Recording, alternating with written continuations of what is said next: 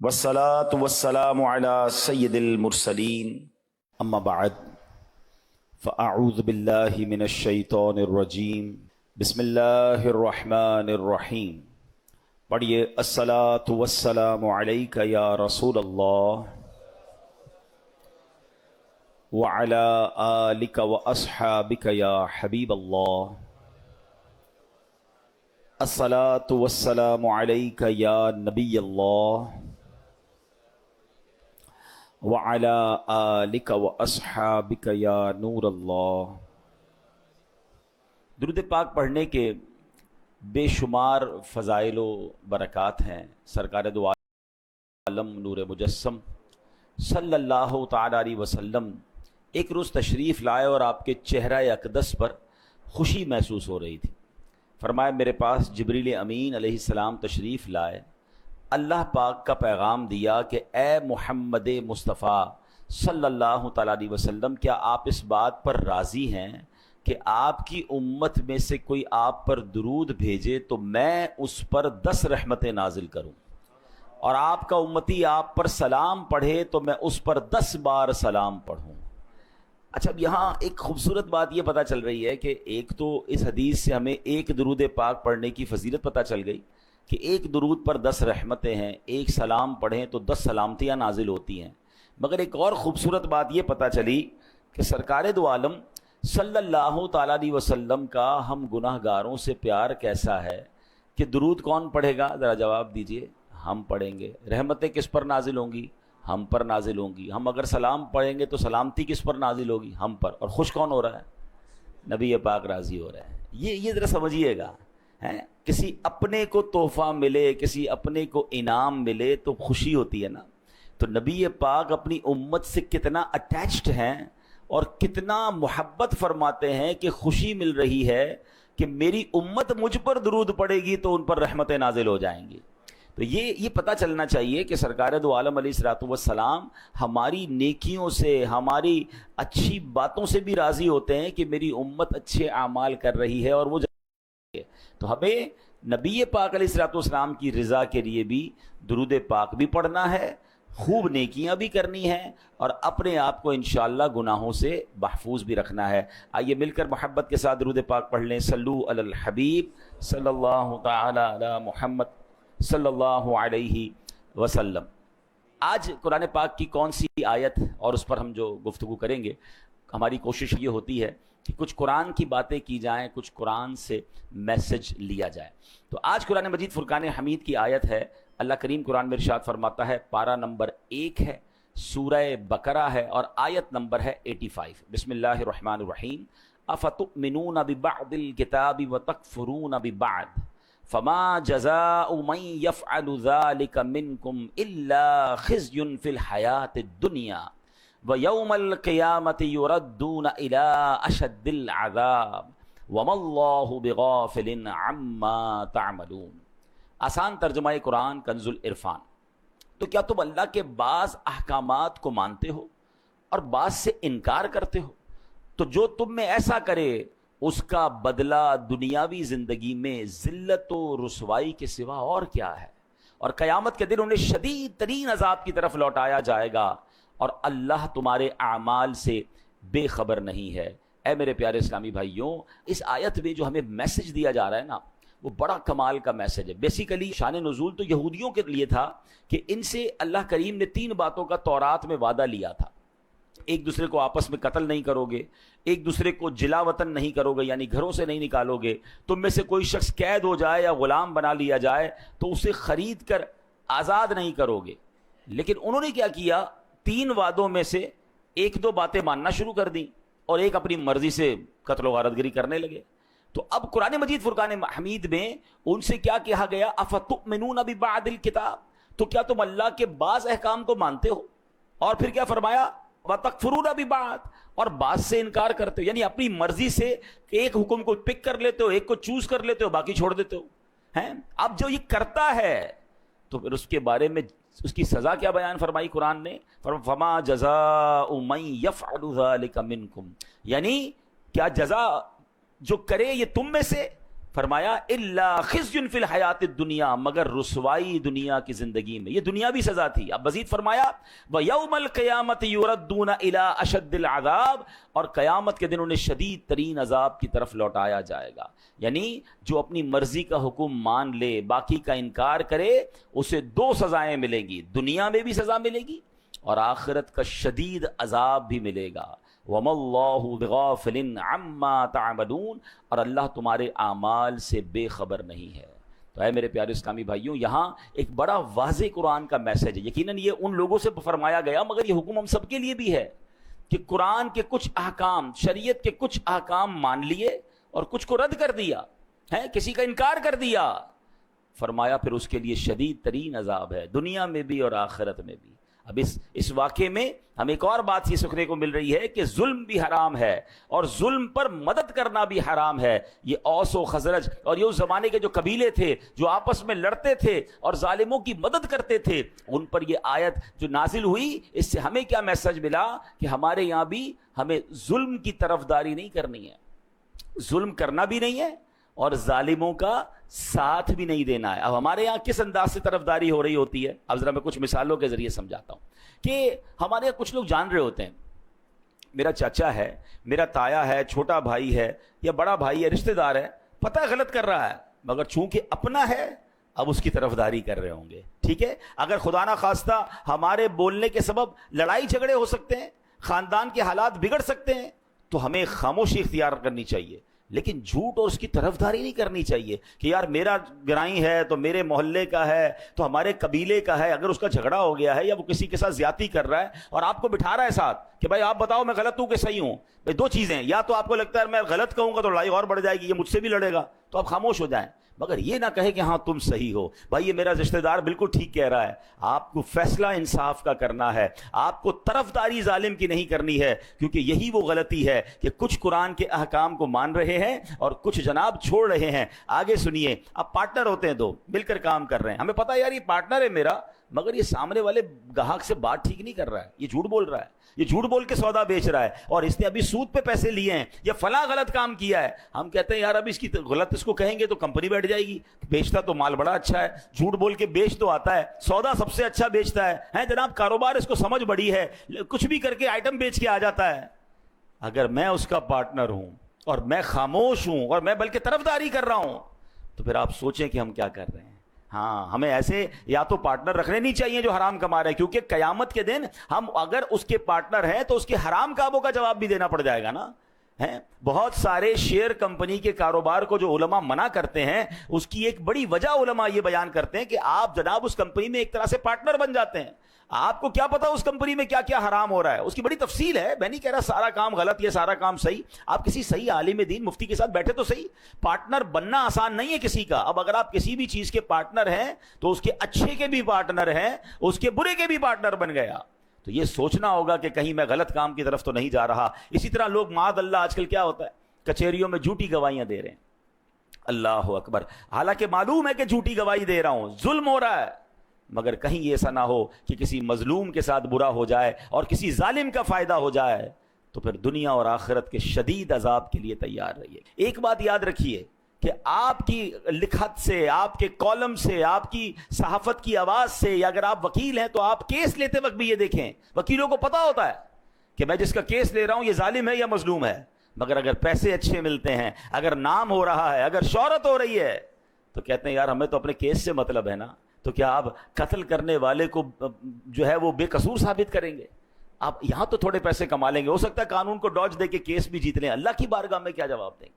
کبھی بھی ظالم کا ساتھ نہیں دینا ہے، کبھی جھوٹی گواہی نہیں دینی ہے۔ دو باتیں ہیں، شریعت کہتی ہے اگر آپ ظلم کے خلاف آواز نہیں اٹھا سکتے تو کم از کم ساتھ تو نہ دینا ہے، آپ خاموش ہو کے سائڈ پہ ہو جائیں، لیکن یہ ہونا ضروری ہے۔ اور جو ماشاءاللہ کہتے ہیں نا حسینی قافلے کے سپاہی ہوتے ہیں، وہ تو ظلم کے خلاف کھڑے ہو جاتے ہیں اور پھر کھڑے ہوتے ہیں، نقصان ہوتا ہے تو وہ نقصان سے ڈرتے نہیں۔ بہرحال میرے پیارے اسلامی بھائیوں، ہم نے یہ بات سمجھنی ہے۔ اب آج کل ہمارے معاشرے میں ایک اور بڑا فتنہ آیا ہے، اور وہ کیا ہے؟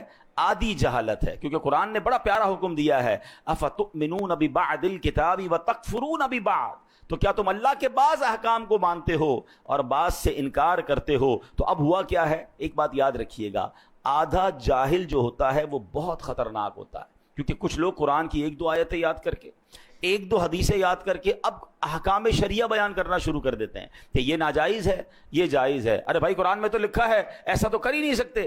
اب ہمارے بھولے بھالے مسلمان، ہم نے بھی پورا قرآن نہیں پڑھا، ہم نے بھی علم دین حاصل نہیں کیا، اب کوئی سوشل میڈیا پر آ کر ایک قرآن کی آیت بتا کر سب کو گمراہ کر رہا ہے کہ جناب قرآن میں تو یہ حکم ہے۔ حالانکہ اگر قرآن کا حکم بیان کرنا ہے تو پورے قرآن کا مطالعہ کر کے بیان کرنا ہے۔ قرآن کی کچھ آیتوں میں ناسخ و منسوخ کے احکام ہیں، کچھ آیتیں پہلے نازل ہوئیں، کچھ بعد میں نازل ہوئیں، پہلا حکم ختم ہو گیا۔ اور جناب بعض اوقات حدیثوں میں بھی اس طرح ہوتا ہے، یہ علماء کا کام ہے کہ وہ تمام حدیثوں کا مطالعہ کر کے یا قرآن کریم کا پورا مطالعہ کر کے پھر ہمیں حکم بتاتے ہیں کہ اب حکم ہمارے لیے کیا ہے، ہم نے شریعت پر عمل کیسے کرنا ہے۔ عیسیٰ علیہ السلام کہیں تیز تیز قدم کے ساتھ جا رہے تھے، ایک شخص ملا، کہتا علی جان اتنے تیز تیز کہاں جا رہے ہیں؟ تو کہا میں نے ایک بے وقوف کو دیکھ لیا ہے، اس سے دور بھاگ رہا ہوں۔ عرض کیا علی جان آپ تو بڑے شاندار شخصیت والے ہیں، بڑی شان والے ہیں، آپ تو مردے زندہ کر لیا کرتے ہیں۔ آپ نے بڑا خوبصورت جملہ فرمایا مردے زندہ کرنا آسان ہے، بے وقوف کو سمجھانا انتہائی مشکل ہے۔ ہاں، یہ بے وقوف کی جو دوستی ہوتی ہے نا، اور بے وقوف سے اگر کوئی دین سیکھ رہا ہے تو پھر اس کا بیڑا غرق ہی ہونا ہے۔ تو پہلے یہ چیک کیجئے کہ ہم علم دین کس سے سیکھتے ہیں، ہم جس سے سیکھ رہے ہیں اس نے بھی سیکھا ہے کہ نہیں سیکھا۔ اور جمعہ 8 دن ہوئے اور جناب بیٹھ کے ہمیں سکھانا شروع کر دیا۔ یہ باقاعدہ ایک پوری نالج ہے، یہ پوری ایک سائنس ہے، اور قرآن فہمی یہ ہر کسی کا کام نہیں ہے۔ اب آپ ذرا غور کیجئے یہ بے وقوف کہاں تک پہنچتا ہے جب ایک قرآن کی آیت سے معاملے کو سمجھے۔ مولا علی شیر خدا کرم اللہ تعالی وجہ الکریم کی شان کا عالم کیا ہے؟ میرے آقا فرماتے میں علم کا شہر ہوں، علی اس کا دروازہ ہے۔ مولا علی وہ ہیں، نبی پاک کی حدیث میں آتا ہے کہ علی کے چہرے کو دیکھنا عبادت ہے۔ سبحان اللہ، شیر خدا کے علم دین کا اور قرآن فہمی کا عالم یہ ہے کہ آپ فرماتے اگر میں سورہ فاتحہ کی تفسیر لکھنا شروع کروں تو اتنی کتابیں لکھ دوں کہ 70 اونٹ ان کتابوں کے بوجھ سے دب جائیں، اتنی ایک سورہ فاتحہ کی تفسیر۔ اب آپ سوچیں کہ مولا علی کے قرآن فہمی کا عالم کیا ہوگا۔ مگر آپ کے دور میں ایک فرقہ نکلا جس کا نام تھا خارجی فرقہ، اس نے پتہ ہے مولا علی پر کفر کا فتویٰ لگا دیا۔ آپ غور کریں کہ جس کی شان اتنی نرالی ہے، ان بدبختوں نے شیر خدا پر کفر کا فتویٰ لگایا۔ اب وہ فتویٰ کیا تھا؟ معاملہ کیا ہوا؟ معاملہ یہ ہوا تھا کہ مولا علی شیر خدا اور حضرت امیر معاویہ رضی اللہ تعالیٰ عنہ پر کسی دینی مسئلے پر اختلاف ہو گیا۔ تو مولا علی ماشاءاللہ بڑی معاملہ فہم شخصیت ہیں، آپ نے حکمت عملی مقرر فرمائی اور ایک حکم یعنی ایک ایسا بندہ مقرر کیا جو دونوں گروہ کی بات سنے اور درمیان میں صلح کروا دے، فیصلہ ڈیسائیڈ کر دے۔ تو ایسا ہی ہوا اور انہوں نے فیصلہ سنایا اور صلح ہو گئی۔ اب ایک فرقہ تھا جو جنگ چاہتا تھا۔ آج بھی کچھ لوگ ایسے ہیں جو چاہتے لڑائی ہونی چاہیے، جھگڑا ہونا چاہیے، معاملہ بگڑنا چاہیے، یہ امن و امان سے مسلمان کیوں رہ رہے ہیں؟ یہ فرقے والا ادھر حملہ کرے تو یہ والا ادھر حملہ کرے۔ اچھا جناب فرقہ واریت کی لڑائی نہیں ہو رہی تو چلو بھائی خاندانی لڑائی شروع کرو، صوبائی لڑائی شروع کرو۔ ان کی جنگ میں ان کو فائدہ ہے، پرابلم کریٹ ہوتی ہے تو جناب ان کو مزہ آ رہا ہوتا ہے۔ تو ایسے لوگوں سے بھی بچنا ہے۔ تو مولا علی نے بڑی حکمت عملی کا مظاہرہ کیا اور صلح ہو گئی۔ اب وہ جو خارجی فرقہ تھا انہوں نے کیا کہا؟ انہوں نے کہا اللہ تو قرآن میں فرماتا ہے ان الحکم الا للہ، حکم تو صرف اللہ کا ہے۔ مولا علی نے بندے کو ثالث بنا دیا، اس کے ذریعے فیصلہ کروا دیا، یہ تو کفر ہو گیا۔ آپ دیکھیں ایک قرآن کی آیت، اس کا ایک جز، اس سے اپنی عقل سے فیصلہ کیا اور جناب شور مچانا شروع کر دیا۔ اللہ اکبر، میرے شیر خدا مولا علی کا تدبر دیکھیں، آپ کی جناب صبر کا مقام دیکھیں۔ آپ تو اس قدر عظیم ہستی ہیں کہ آپ حکم فرماتے نہ جانے کیا ہو جاتا۔ آپ نے پھر صلح کی طرف بات آگے بڑھائی۔ آپ نے جو ترجمان القرآن ہیں عبداللہ ابن عباس رضی اللہ تعالیٰ عنہ، کمال کا قرآن کا علم تھا، ان کو بھیجا کہ جا کے ذرا ان کو سمجھائیں۔ حضرت عبداللہ ابن عباس ان کے پاس گئے، کہا بتائیے کیا مسئلہ ہے؟ وہ کہتے مسئلہ یہ اللہ کے سوا تو کوئی حکم بن نہیں سکتا، کوئی فیصلہ کر نہیں سکتا، یہ مولا علی نے انسان کو یہ حکم کیسے دے دیا؟ تو جناب معاذ اللہ یہ کفر ہو گیا۔ اللہ اکبر۔ اب سنیے گا حضرت عبداللہ ابن عباس کا جواب بھی، اور آج کل کے دور میں یہ جو آدھی جہالت پھیلانے والے ہیں ان کو بھی آپ نے جو ہے وہ سمجھنا ہے۔ انہوں نے کہا کیا تم نے سورہ مائدہ کی آیت نمبر 95 کی تلاوت نہیں کی ہے؟ اگر حالت احرام میں، اللہ کیا فرماتا ہے؟ اگر کوئی حالت احرام میں کسی جانور کو مار دے، مثلا کسی نے خرگوش کو مار دیا، اب حکم یہ ہے کہ اس جانور کی قیمت صدقہ کرے، جس قیمت کا جانور اس نے مارا ہے احرام کی حالت میں اس کی قیمت کو صدقہ کرے۔ اب سوال یہ کہ پتہ کیسے چلے کہ جناب یہ قیمت کتنی تھی جانور کی، یا خرگوش مار دیا یا کوئی بھی جانور، اس کی قیمت کیا تھی؟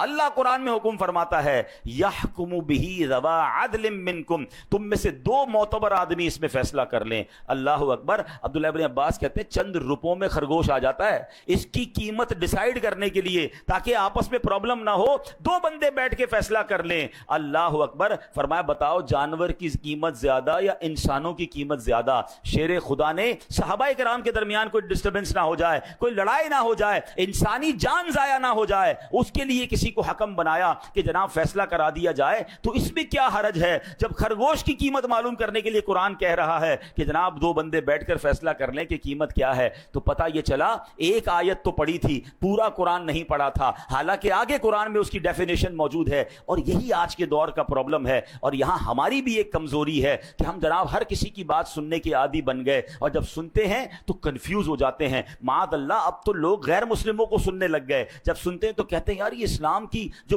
حقانیت ہے اس میں کچھ کنفیوژن ہے۔ ہمیں آ کے لوگ سوال کر رہے ہوتے ہیں اللہ تبارک و تعالیٰ ایک ہے، اس کی دلیل کیا ہے؟ اچھا اللہ ہے، اس کی دلائل بتائیے۔ اللہ اکبر۔ کیا آج ہمارے دین اور ایمان میں اتنی کمزوری آ گئی کہ جب جس کی جو مرضی ہو کوئی ایک بات کر دے اور ہم کنفیوز ہو جائیں؟ پھر اپنے عقائد پر، اپنے معمولات اہل سنت پر ہم کنفیوز کیوں ہوتے ہیں؟ کیونکہ ہمارے پاس بھی علم نہیں ہے، شیطان کو موقع ملتا ہے وہ ہمیں ڈسٹرب کرتا ہے۔ تو خدا را سب سے پہلے یہ ذہن بنا لیجئے کہ ہم نے دین کس سے سننا ہے، دین کس سے سیکھنا ہے۔ بڑے سمجھدار لوگ بیٹھے ہیں، میں اگر آپ سے سوال کروں کہ جناب آپ نے اپنا گھر بنانا ہے تو گھر کس سے بنائیں گے، تو آپ کہیں گے بلڈر سے بنائیں گے۔ تو میں کہوں یار آپ نے کپڑے بڑے اچھے پہنے، لگتا ہے درزی بھی بڑا اچھا ہے، اسی سے گھر بھی بنا لیجئے، کپڑے بڑے اچھے سیتا ہے، آپ کا گھر بھی اچھا بنا دے گا۔ آپ کہیں گے جناب درزی کا کام تو کپڑے سینا ہے۔ مولانا صاحب آپ کی لگتا ہے طبیعت ٹھیک نہیں ہے، درزی کپڑے سیتا ہے، بلڈر جو ہے وہ گھر بناتا ہے۔ اچھا جناب، پھر اس کے بعد آپ کو جناب ڈاکٹر کی ضرورت پڑی،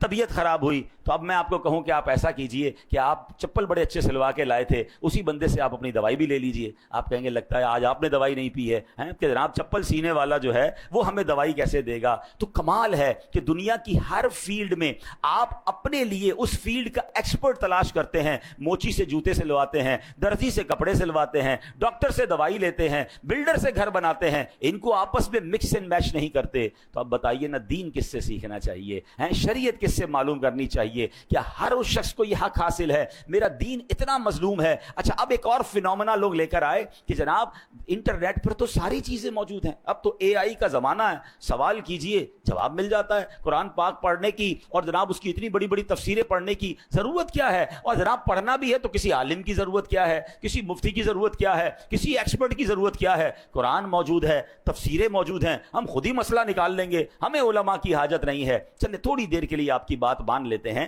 کہ جناب کتاب سے پراپر علم مل جاتا ہے، ٹھیک ہے، کتاب میں سب چیزیں موجود ہیں۔ چلے اب میں آپ ہی کی بات آپ کی طرف دوبارہ بڑھاتا ہوں، اللہ نہ کرے آپ میں سے کسی کو کوئی پرابلم ہو جائے یا آپ کے گھر میں کسی کا آپریشن ریکوائرڈ ہو، تو جناب آپ بھی کتاب اٹھائیے کہ ٹانگ کا آپریشن کیسے ہوگا۔ بلکہ اب صرف کتاب نہیں ہے، یوٹیوب پر تو ٹیوٹوریل موجود ہے نا، ویڈیو بھی موجود ہے کہ یہ والا آپریشن کیسے ہوگا۔ تھوڑا مزید سوال اے آئی سے کر لیجئے کہ کون سا چاقو استعمال کروں، کون سی چھری استعمال کروں، پہلا کٹ کدھر لگاؤں، 2-4 دوست جمع ہو جائیں اور ٹانگ کا آپریشن گھر میں کر لیجئے، 2-4 لاکھ روپے بھی بچ جائیں گے۔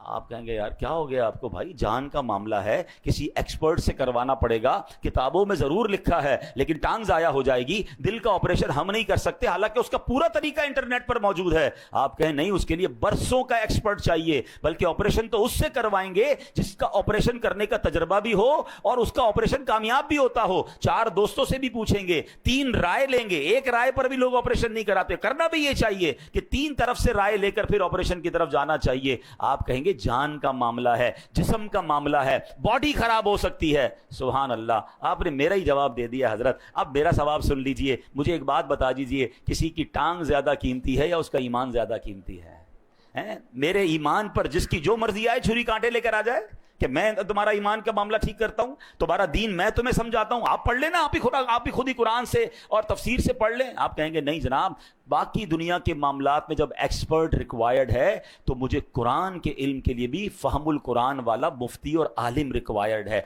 बरसों जिसने पढ़ा हो, जिसकी जनाब तफसीर पर नजर हो, जिसकी अकायद मजबूत हो, अरे वो खुद अगर सच्चा नहीं है तो मुझे क्या दीन सिखाएगा। तो ऐ मेरे प्यारे इस्लामी भाइयों, ऐ भोले भाले मुसलमानों, खुदारा अपनी जिंदगी का ये आप जहन बनाइए कि सबसे कीमती सरमाया तो ईमान है, और ईमान के मामलात में, दीन के मामलात में मैंने किसी एक्सपर्ट से, किसी सही उल अकीदा मुफ्ती से और आलिम दीन से इंशाअल्लाह दीन पढ़ना भी है, सीखना भी है, और आधी जहालत से बचना है। जब आप कुरान पूरा पढ़ते हैं, कभी भी कोई एक आयत सुनकर, एक हदीस सुनकर कंफ्यूज ना हो जाया करें, किसी आलिम दीन से राब्ता करें, वो आपको बताएगा कि ये आयत के बाद ये भी तो आयत मौजूद है, ये हदीस के बाद ये भी तो हदीस मौजूद है, और वो उन दोनों को सामने रख के जब आपको जवाब देंगे तो आपका ईमान ताज़ा हो जाएगा। अल्लाह करीम हमें शरीयत के अहकाम को सही तरीके से अमल करने की तौफीक अता फरमाए। अब यहाँ पर मैं चले एक आयत इसलिए बता देता हूँ कि उसमें हमारा इंशाअल्लाह आज का एक मौजू भी है, वो भी कवर हो जाएगा। कि अब जनाब कुरान की एक आयत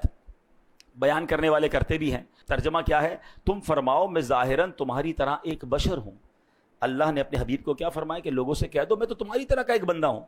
अब कुछ जाहिलों ने, वो आधे जाहिल है ना, कि देखो नबी पाक खुद कह रहे हैं वो हमारी तरह के आदमी हैं, और तुम कहते हो जनाब वो नूर हैं और वो जनाब बहुत अजीम हस्ती है, खुद फरमा रहे मैं तुम्हारी तरह का हूँ। तो कुरान अधूरा पढ़ा, एक आयत पढ़ी, अब अगली आयत सुन लो। अल्लाह कुरान में फरमाता है कद जाअकुम मिनल्लाहि नूर, बेशक तुम्हारे पास अल्लाह की तरफ से एक नूर आ गया है। सुभान, पता क्या चला, यकीनन मेरे आका बशर बनकर दुनिया में आए हैं, बल्कि ये हमारे जैसे बशर नहीं, अल्लाह पाक का नूर है जिसे रब्बे करीम ने दुनिया में बशर बनाकर भेजा है। तो बात अगर पूरी कुरान से समझी जाए तो समझ आती है। अब उन लोगों को कौन समझाए कि जो कहते हैं नबी पाक हमारी तरह के हैं। अरे जनाब, मैं तो हाथ उठाकर कोई चीज़ नहीं उठा सकता, और मेरे आका वो हैं जो इशारा फरमाएं तो चांद दो टुकड़े हो जाता है। हमारी घड़ी हमारे काबू में नहीं आती है, और मेरे आका दुआ करें, मौला अली कहें कि हुजूर नमाज असर चली गई है, और मेरे आका दुआ फरमाएं तो सूरज को वापस पलटा दें। तो ऐसे कौन कह सकता है कि हमारे जैसे हैं। अल्लाह अकबर, नबी पाक तो वो हैं जो वजह तख्लीक कायनात हैं। He is the reason of the all creation. मैं और आप तो दुनिया में आ गए हैं, मगर बताओ तो सही दुनिया बनी किसके लिए है। खुद रब फरमाता है लौला कलमा खलक़तुल अफलाक, ए महबूब मैं तुम्हें ना बनाता तो ये दुनिया ही ना बनाता, ये कायनात ही ना बनाता। अरे जिसके लिए दुनिया बनी है वो मेरे और आपके जैसे कैसे हो सकते हैं। अल्लाह पाक अमल की तौफीक अता फरमाए। आमीन बिजाहिन नबील अमीन सल्लल्लाहु अलैहि वसल्लम। वीडियो देखने का शुक्रिया। अगर आप चैनल पर नए हैं तो सब्सक्राइब कर लें, और साथ ही साथ बेल आइकन पर भी क्लिक कर दें ताकि यूट्यूब हमारी हर वीडियो का नोटिफिकेशन सबसे पहले आपको भेज दे। जज़ाकल्लाह।